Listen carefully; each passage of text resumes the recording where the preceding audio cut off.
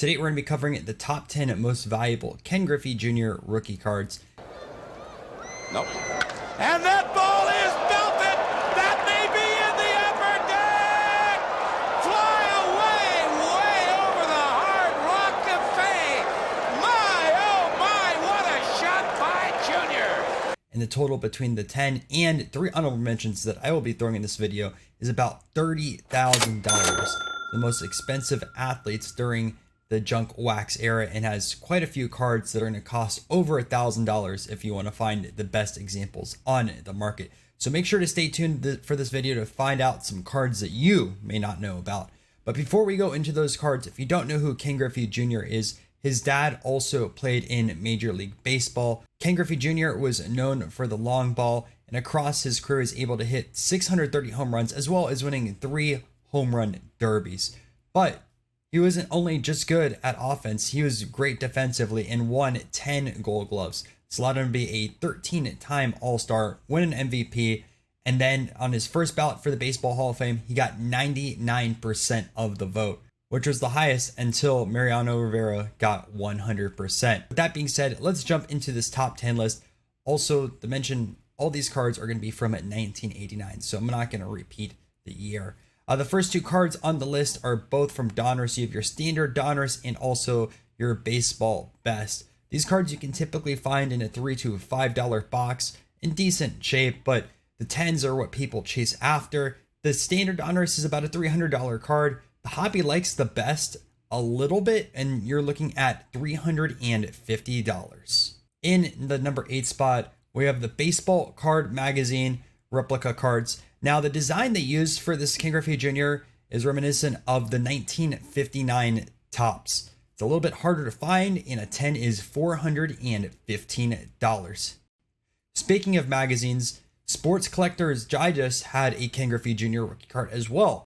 Now, Sports Collector Digest is very similar to Beckett, where it was a price guide, and you guys can see on the screen right over here how they had the cards embedded in here, and people had to remove them from the magazine to be able to submit them into grading. Our last card before we jump into the honorable mentions is the Phoenix Collect Magnet. So technically you can throw this baseball card on your fridge. Over a lot of different grading companies do grade it.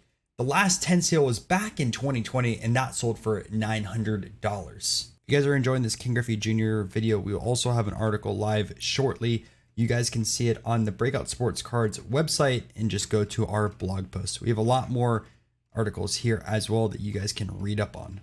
Our 3 honorable mentions, we're going to start with a classic, which is the 1989 Bowman. Now, he has another Bowman on this list. We'll talk about that a little bit later, but the Bowman brand was revitalized in 1989. If you're familiar with their history, 1955 was the last release. Topps ended up purchasing Bowman and didn't release any more cards. 89, Topps brought it back, really focusing on the rookie cards. The first year, the cards were a little bit oversized, which makes it annoying depending on the supplies that you had available. A 10 goes for about $250. Up next, we have the Mariners Mother's Cookies. 10s go for about $200. And finally, the famous Star Company. You guys might know the Star Jordan is super expensive. The Griffey is not. You can find the Griffey for about $200 in a 10 for a bright yellow card. Starting off this top 5, probably one of the most recognizable cards in the hobby, the 1989 Upper Deck card number 1. Now, this was the first ever card Upper Deck ended up producing, and luckily enough, they had Ken Griffey Jr., one of the faces of baseball in the 1990s. Because of that, this card is expensive. However, it's so commonly readable. So a 10 sells for about $1,700, but there's over 90,000 of these graded with PSA.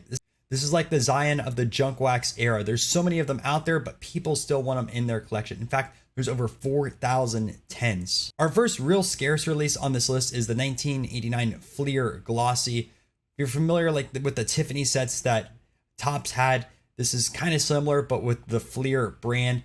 There's only 118 10s, and if you want to find it, you're going to be paying about $3,500. Topps traded that same year. Griffey is about $4,000, so a little bit more premium. The print run on the traded from 1989 was $15,000 for that set. And before we jump into a Ken Griffey Jr. card you probably haven't seen before, I'm asking you guys to please subscribe to the channel. I'm uploading top 10 lists every single week, as well as spotting fake videos, card show vlogs, and really, really cool pickups. Subscribing really helps the YouTube algorithm, and I really appreciate it. As promised, number 2 is the 1989 Topps test issue of the Heads Up.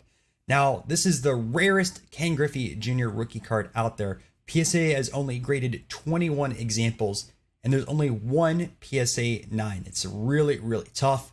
Now, I was able to locate one sale of a 4, and that sold for $2,100, which just shows you how expensive of a card this would be if a 9 went to auction. And number 1 should be no surprise if you're familiar with tough releases in the junk wax era, and that is the Bowman Tiffany. Now, compared to the Topps print run, it's a lot less. You're looking at $6,000 in total compared to $15,000, and the prices reflect that. If you want to find a 10 on this card, expect to pay $12,500. That pop is $156.